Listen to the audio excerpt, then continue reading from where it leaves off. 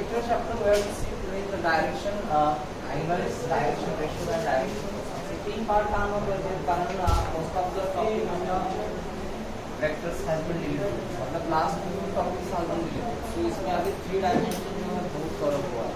ठीक है, 3 डायमेंशन हुआ. उसके बाद हमको जाना है applications of the vector. Then we have to see one more internal और external forms. So in my last lecture I have told you what is the direction angles. Direction angle क्या होती है. So today we are discussing about direction ratio and direction cosine. So if you see that direction ratio कुठलाही जर vector असेल आपल्याकडे, समजा if you see that a bar equals to हमारे पास 2i क्या प्लस 3j क्या प्लस 4k क्या. ठीक है, in this chapter we see that 2i क्या प्लस 3j क्या प्लस 4k क्या. याच्यामध्ये आपण काय बोलतो. So all of you know about what या वेक्टर्सला डायरेक्शन कोसाइन्स आहेत, या वेक्टरला डायरेक्शन रेशियोज आहेत आणि या वेक्टरला डायरेक्टेड अँगल्स. बरोबर, हे सगळं तुम्हाला पण मार्क्स येतात. So you see here what अभी ये जो ij के कोएफिशिएंट जो होंगे, ij के जो i का कोएफिशिएंट 2 है, j का कोएफिशिएंट 3 है, और k का coefficient. You got here what 2, 3, 4 as a what direction ratios होते हैं. ये क्या होते हैं direction ratios.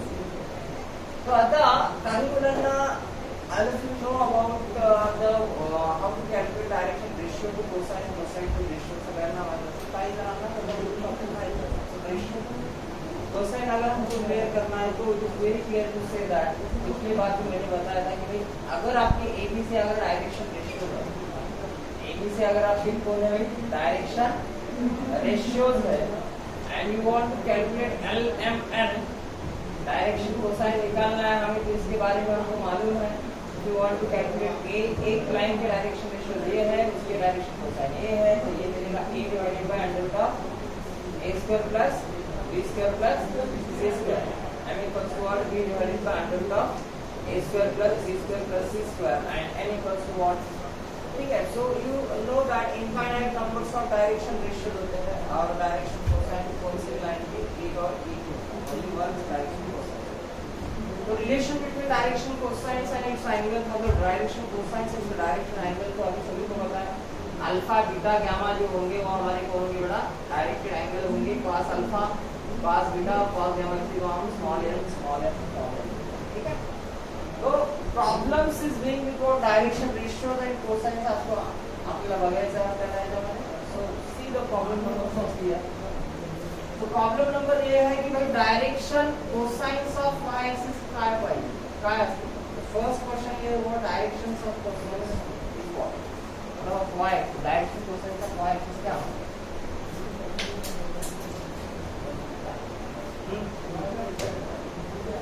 What should be the direction cosines of y axis, x axis, z axis separately सांगायचं काय असते. ठीक आहे, y axis equal to x axis cos alpha. तुम्ही काय बोलायचं नाही, आन्सर क्वेश्चन्स केले ना मी तुम्हाला. Directions of y axis should be what, तर आपल्याला ऑप्शन जे आहे ते क्लिअर कट असते. क्वेश्चन बरोबर आहे. y axis आणि x axis आणि z axis.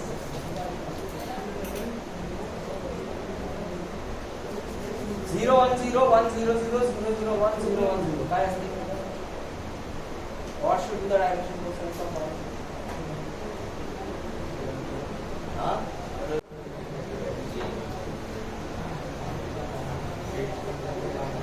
सर मैंने स्कोर केवळ ठेवली वाटतं. तो 5 मिनिटांनी बंद होतो. असू द्या फंक्शन काय होईल मला directions of direction cosines of y axis. तर आता 12वीच्या मुलांना सांगते पहा मी डायरेक्शन कोसाइन अपन जनरली अपन डायरेक्शन कोसाइन्स कशाला म्हणतो. ठीक है, अभी अगर देखा हमने तो you see that y axis को बोला है क्या होगा ऐसे होगा. बराबर है ना. y एक्सिस का डायरेक्शन कोसाइन कैसा होगा, ऐसा होगा. ठीक है, n इक्वल टू क्या होगा 0 होगा, m इक्वल टू 1 होगा और n इक्वल टू क्या होगा 0 होगा, बराबर है। तो cos अल्फा इक्वल टू 0 आप अभी सभी को पता है, अगर वो y एक्सिस पे लाइन होगा तो z और x पे कैसा होगा, परपेंडिकुलर होगा, बराबर है। should be perpendicular to x and z while it is lies in while it is passing through the y axis, so it is almost clear to say that direction cosine of y axis 0 1 0 होगा। तो ये होगा, ये जो alpha होगा 90 होगा और ये जो गामा होगा वो भी 90 होगा, एंड यहाँ जो होगा बेटा यहाँ 0 होगा। इधर लक्षण है यहाँ पर बघितले। then again you see that direction cosine के बारे में अभी x एक्सिस का क्या होगा बेटा 1 0 0 और 0 0 1, ठीक है। अभी he say that what should be the direction ratio of y axis, अभी direction ratio of y axis क्या होगी,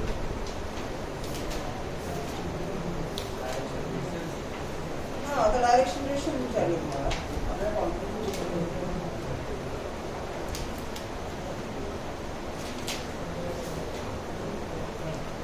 बोला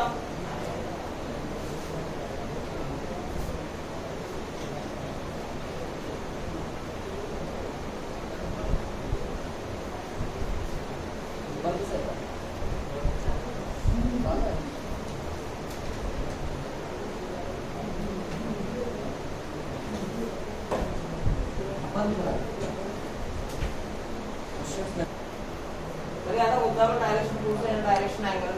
If the direction cosines of the lines are 1 divided by c, 1 divided by c, मतलब ये आपकी direction cosine है, बराबर है ना। This is your direction cosine, या तो अभी आपको पता है कौन से कंडीशन सेटिस्फाइड होगा बोलकर। तो all of you know what l² + m² + n² क्या होता है बेटा 1 होता है। तो ये होगा क्या, ये होगा c², ये ऐसा होगा, बराबर है ना। अरे आपकी डायरेक्शन कोसाइन सेम आहे ना, सो सगळ्यांना माहित आहे आपल्याकडे l² + m² + n² काय असतं 1 असतं, ठीक है।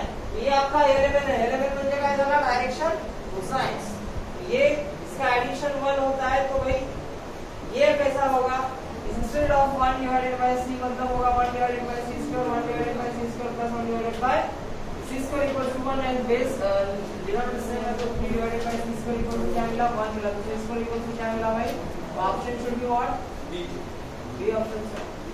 बात समझ में आता तुम्हाला या टॉपिक मध्ये काय समजून घ्यायचं आहे की भाई why should are going to squaring sum of taking the sum of the squares equals to 1 because cos alpha equals to क्या होता है l, cos beta equals to होता है cos गामा इक्वल्स टू 1 होता है। तो थ्योरम एक ऐसा कि हमें जो कि ये बताता है कि l² + m² + n² क्या होता है 1, ठीक है, ये लक्षण है। So instead of l you can make also cos alpha, ठीक है। तो let us see the next question here. इस नेक्स्ट क्वेश्चन में क्या दिया है बा, थोड़ा लक्ष्य दिया। If a line makes angle alpha by 2 beta by 2 gamma by 3 तो positive coordinate x then cos alpha क्या होगा, cos बीटा क्या होगा और cos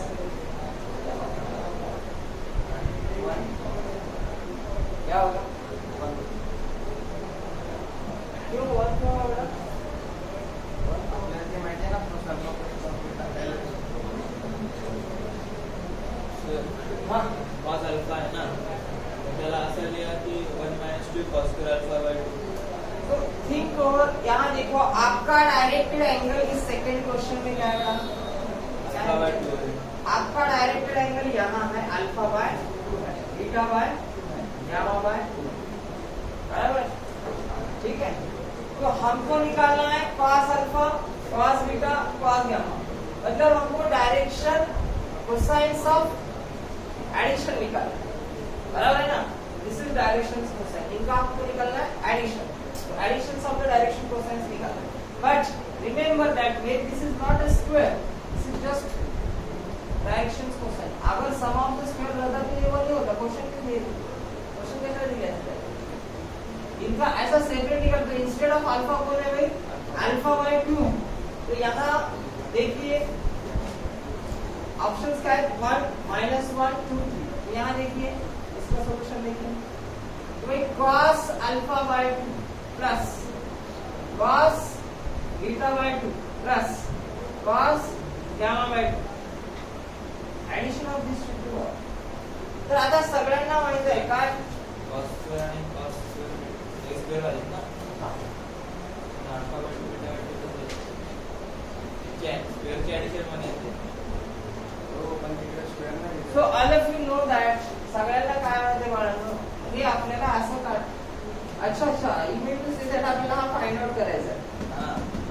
and we have what cos square alpha by 2 मतलब ये डायरेक्शन पॉजिटिव ये एंगल है से ना.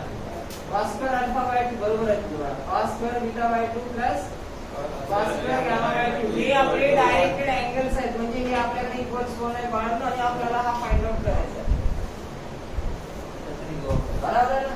तो अभी क्या करना पड़ेगा ट्रिगो यूज करना पड़ेगा.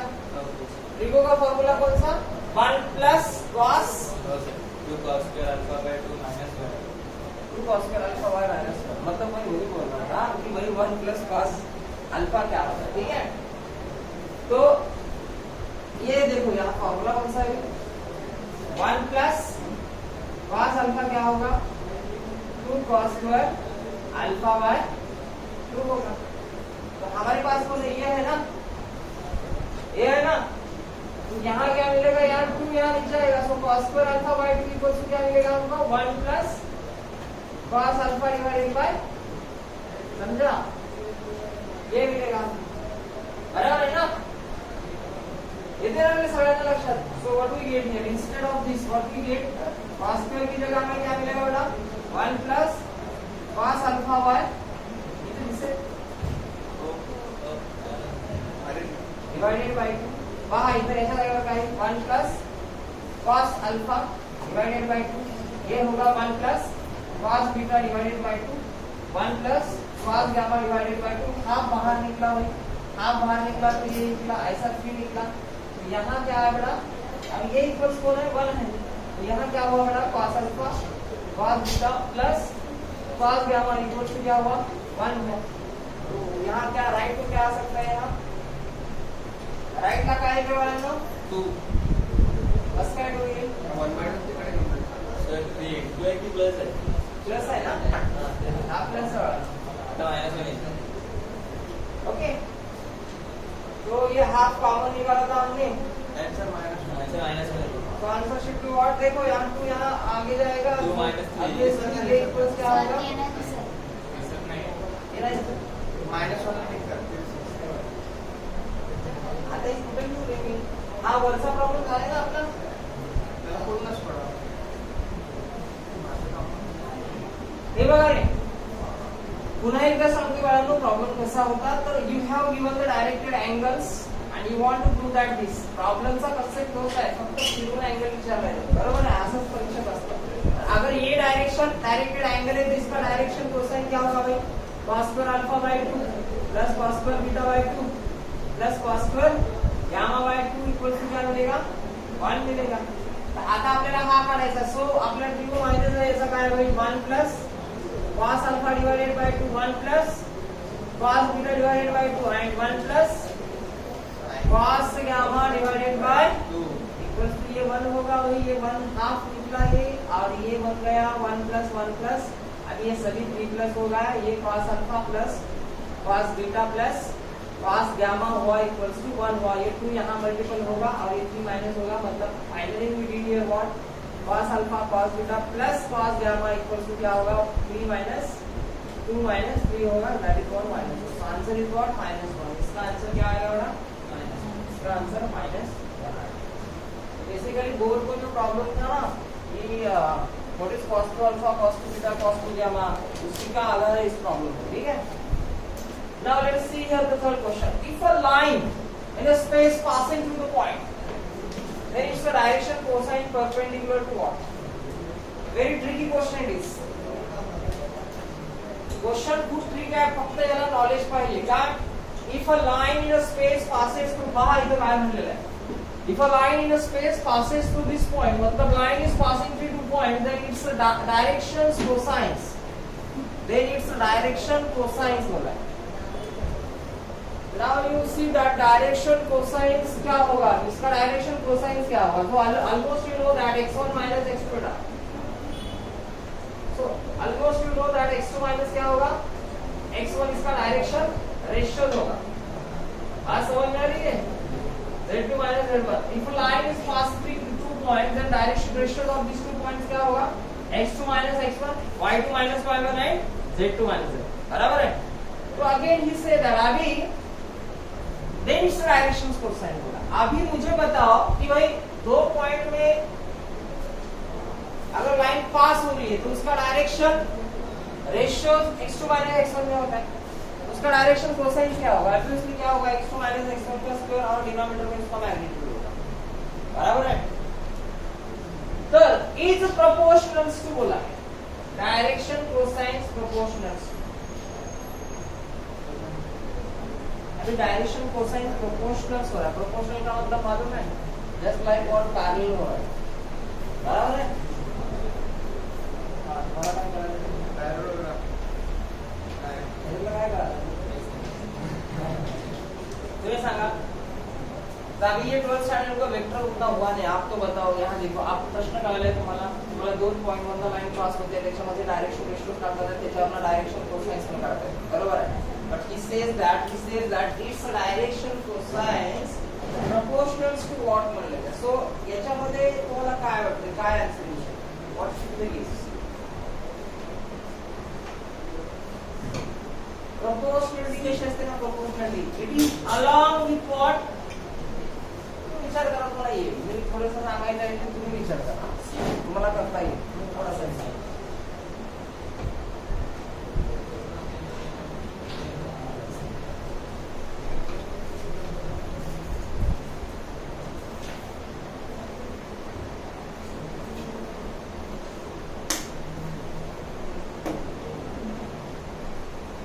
ये नहीं आएगा, क्लियरली नहीं आएगा.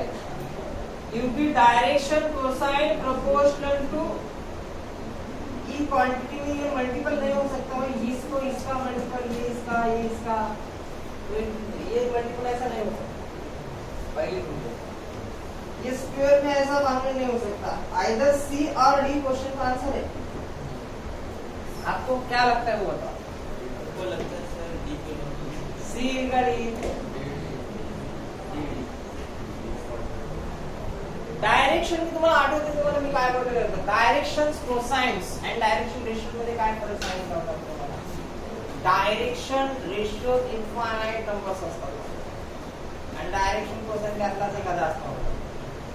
कॅल्क्युलेटेड वर्कआउट कसं असतं. So in this case you have to see that direction ratio कसं मिळते तुम्हाला, by taking subtractions. By taking subtractions, either x2 minus x1 और कधी x1 minus x2 घेतलं. तुम्ही एक आठवतं तुम्हाला लाईन एंड प्लेन मध्ये काहीतरी बघितलं होतं बघा. a into x minus x1, b into y minus y1, c into z minus z1. ते काय होतं? That shows that line is passing through that particular point. येते लक्षात. So similar factor here also applicable. Your answer is here D. Addition कधी होऊ शकत नाही, कारण रेशियो में सब्ट्रैक्शन होता है और cosine is one of that ratio होता है एंड वो प्रोपोर्शन में होगा. Always ratio are in the form of proportionality इसमें रहता है. ठीक है. तुम्हाला काय सांगायचं. हां, कुठला क्वेश्चन आहे. प्रोजेक्शन बाळांनो बघा. प्रोजेक्शन बद्दल सांगायचं. प्रोजेक्शन कसा करतो आपण. Projection of A bar on D bar. Projections of scalar में निकालते, वेक्टर में निकालते. बराबर है. Projections of A bar on D बार कसा करतो आपण, मतलब दोनों का डॉट प्रोडक्ट लेते हैं और डिनोमिनेटर में होता कौन है, मैग्नीट्यूड ऑफ जो ऑन होता है ना वो होता है. मतलब व्हाट, ए बार. अगर देखो प्रोजेक्शन निकालना है आपको, ए बार ऑन बी बार निकालना है. Projection A bar on B bar निकालना है तो ये होगा क्या बेटा, A bar dot B bar divided by what. ठीक है ना. तो ये जो प्रोजेक्शन में मैग्नीट्यूड होता है, तो ये प्रोजेक्शन मतलब होता क्या बेटा, ये वेक्टर ही होता है ना. वेक्टर म्हणतात ना, अभी वो क्या हो रहा है देखो, क्वेश्चन में क्या दिया है देखो, आता हे क्वेश्चन साठी परीक्षेला पडलेले आहेत. Projections of any line on the coordinate axis, म्हणजे त्याने तुम्हाला त्या लाईनचं प्रोजेक्शन दिलेलं आहे. You don't want to calculate projection, तुम्हाला प्रोजेक्शन काढायची गरज नाहीये. तुम्हाला दिलेलं काय आहे, the projections of any lines on the coordinate axis before phi, त्याचं लेंथ काय असेल. मी आता जे सांगितलं फॉर्म्युला त्याच्याकडे बघा. सो व्हॉट वी डन, मी काय म्हणलं तुम्हाला, a bar dot b bar divided by what, magnitude of b बार म्हणलं. मतलब while making the projections of any line, what is important, that magnitude is much more important for that. So he gives that what, अभी जो line है उनका the length क्या होगी, projections of any line that coordinates successively on their length is what one. तर सरळ simple लक्षात घ्यायचं बाळा, 3 4 5 म्हणलेलं प्रोजेक्शन आहे. हा जो प्रोजेक्शन भेटलेला आहे 3 4 5, याचा डिस्टन्स विचार करायचा ओरिजिन पासून. तर इन दिस केस ओरिजिन पासून काय झाला, 9 16 25 25 25 50. So your answer is what, 5 50. ठीक आहे ना, 100 मध्ये चला ना. हा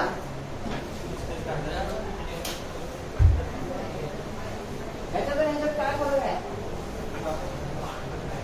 सर लेंथ काढतोय आपण, मग सर आता तिघांचा स्क्वेअर काय आता 50 होते, एवढी कुठे लेंथ प्रॅक्टिकली बघा 50 अच्छा 3 4 5 आणि डायरेक्ट 50 कुठे लागलं. मी डोकं माझं वेगवेगळं झालं वाटलं, अंडर ते वाटलं मला. मी इमॅजिन करतो अंडर इंटू सिंगल, काही प्रॉब्लेम प्रॅक्टिकली असं नाहीये. मी अंडर रूटच समजतोय मला. The projections of any lines of the coordinate axis 2 3 6 क्या होगा, 7 होगा. काय प्रॉब्लेम आहे सर, काय प्रॉब्लेम आहे का रे. आता हा पण इम्पोर्टेंट क्वेश्चन है, बघा यहाँ. अगर क्वेश्चन में आपको दिया, the question is what if the direction cosines of the lines which is perpendicular to the both lines, मतलब आपके पास डायरेक्शन कोसाइंस है लाइन के, और वो कैसे है भाई, परपेंडिकुलर है. डायरेक्शन कोसाइन रेशियो के subject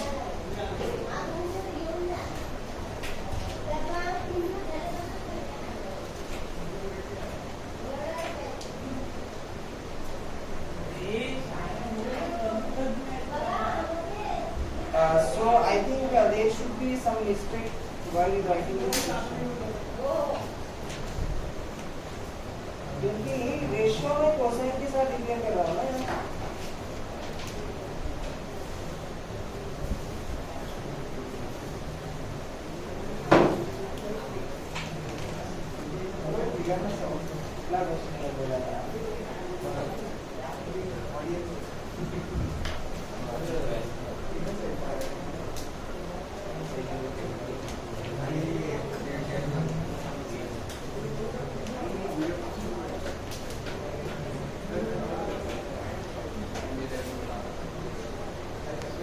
So it is very clear to say that यहाँ डायरेक्शन कोसाइन है, डायरेक्शन रेशियो है. ठीक है. So क्वेश्चन में दिया गया है यहाँ direction ratio of the lines which is perpendicular to both lines whose direction ratio, मतलब एका लाईनचे डायरेक्शन रेशियो जे आहेत परपेंडिक्युलर आहेत कुणाला मिळालं, both lines. What he gives that direction ratio of the line which is perpendicular to both lines whose direction ratios are, मतलब how many lines involved here, किती lines involve झाल्या, 3 lines involve. एक लाईनला दोघांना perpendicular. Clear आहे. So let me consider that आता सगळ्यांना एक 12 नवीन फ्रेशन मध्ये जे 12 आहेत ना, आता ही डायरेक्शन रेशियो आहे ना, त्या लाईनचा समजा मी एबीसी मानला. ठीक आहे. नवीन फ्रेशन मुलांसाठी सांगतो मला काय, आता ही कन्सेप्ट काय दिला, एक लाईन अशी आहे म्हणजे एक लाईनला दुसरी लाईन 2 परपेंडिक्युलर आहेत म्हणतात. व्हॉट द पॉइंट हियर, ह्या 2 लाईन परपेंडिक्युलर आहेत. ह्या 2 लाईन कशा आहेत, perpendicular side. So in that case, you see that या दोन्ही लाईन येणार म्हणजे या दोन लाईनचे डायरेक्शन रेशो दिले तुम्हाला. काय दिले मित्रांनो? -1 to 2 एंड दूसरा क्या है 0 to 1. ये 0 to 1 है और दूसरा है -1 to. ये दोन डायरेक्शन रेशोज आहेत या लाईनचे आणि ते या लाईनला परपेंडिकुलर. मीनिंग काय असतो? दोन लाईन जर परपेंडिकुलर असतील त्यांचे डायरेक्शन रेशो कसे असतात? त्यांचं मल्टिप्लिकेशन ऍडिशन इक्वल्स टू काय असतं? 0 असतं. नवीन मुलांसाठी सांगतोय, समजा ह्या दोन लाईन्स परपेंडिकुलर असतात, यांचे डायरेक्शन रेशो आहे a1 b1 c1, यांचे डायरेक्शन रेशो आहे a2 b2 c2. तर a1 into a2 plus b1 into b2 plus c1 into c2 क्या होगा बेटा? 0. अभी डायरेक्शन कोसाइन देखो ऐसा डायरेक्शन हां डॉट प्रोडक्ट 0 है. This is not a vector. अगर डायरेक्शन कोसाइन तो वहां को ऐसा होगा. ठीक है, ठीक है, समझ में आई बात? तो इसका डायरेक्शन कोसाइन भी वैसा होगा, मतलब L1 M1. अभी इसका डायरेक्शन कोसाइन क्या होगा? L1 M1 N1, L2 M2 N2. तो होगा क्या भाई? ठीक है, समझ में आई बात? तो अभी मुझे बताओ what is the direction ratios of the required vector.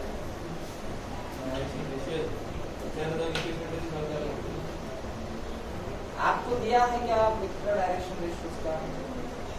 दोन परपेंडिकुलर, दोन लाईन्स परपेंडिकुलर आहेत ना, ह्या दोन लाईन परपेंडिकुलर आहेत ना, मग या लाईनचं डायरेक्शन रेशियो माहित आहे का आपल्याला? नाही. तर आपल्याला ते फाइंड आउट करायचं. Let it be consider that what a b c. तो दो इक्वेशन कैसे मिल गए भाई? a into 0 0 होगा, 2b plus c equals to क्या होगा? 0 और a minus a plus 2b plus 2c equals to क्या मिलेगा?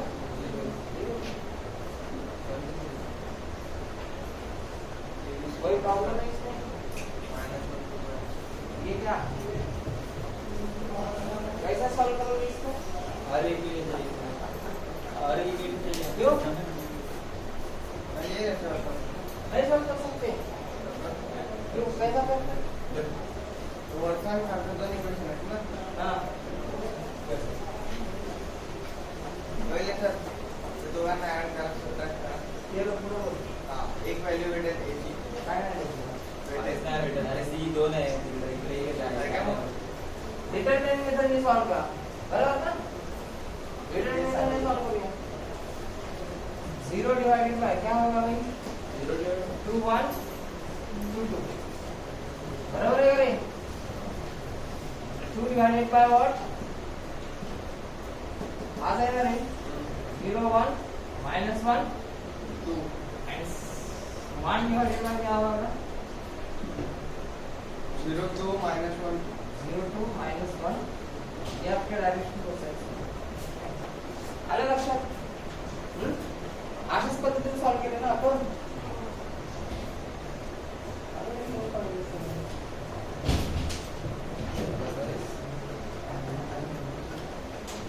लक्षात आलं सगळ्यांना? इसमें ज्यादा कुछ नहीं है. अभी एंगल बिटवीन टू लाइंस तो कोई नहीं कर सकता. डायरेक्शन रेशियो है, डायरेक्शन कोसाइन से कोई भी नहीं कर सकता.